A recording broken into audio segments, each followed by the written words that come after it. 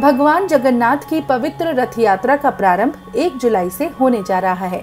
विश्व प्रसिद्ध इस यात्रा में शामिल होने के लिए दुनिया के कोने कोने से लोग आते हैं। आपको पता है कि ये यात्रा अपने आप में काफी अलग है, क्योंकि ये भारत की पहली पूजा है कि जिसमें श्री कृष्ण के साथ उनकी प्रेमिका राधा या पत्नी रुक्मिणी की पूजा नहीं होती है, बल्कि उनके साथ उनकी बहन सुभद्रा और बड़े भाई बलदाऊ की पूजा होती है, जबकि भाई बहनों की पूजा साथ में और कहीं नहीं होती है।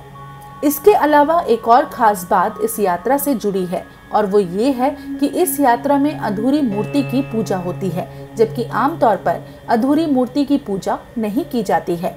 लेकिन यहाँ पर सदियों से अधूरी मूर्ति की पूजा होती आ रही है, जिसके पीछे एक खास कारण है। दरअसल पुरी के मंदिर में प्रभु जगन्नाथ, बहन सुभद्रा और दाऊ बलराम की जो मूर्ति रखी गई है वो पूरी बनी ही नहीं है। उनका सिर्फ मुंह बना हुआ है और ना कि हाथ पांव, जिसके पीछे एक कथा प्रचलित है।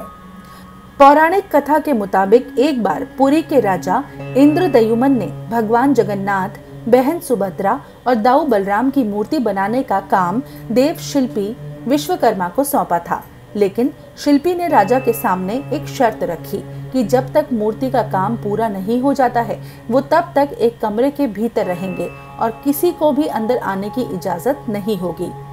इस पर राजा ने शिल्पी की बात मान ली।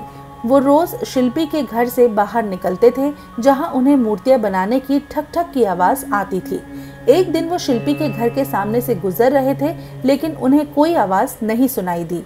उन्हें थोड़ी चिंता हुई और उन्होंने शिल्पी के घर का दरवाजा खोल दिया।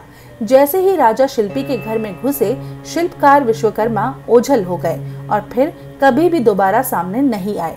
अब राजा ने विवश होकर प्रभु जगन्नाथ, बहन सुभद्रा और दाऊ बलराम की तीनों मूर्तियों को पुरी के मंदिर में रखवा दिया, और तब से ही पुरी में अधूरी मूर्तियों की पूजा होती आ रही है। लेकिन कहते हैं कि आस्था हर चीज से बड़ी है और प्रेम में सबसे ज्यादा शक्ति होती है।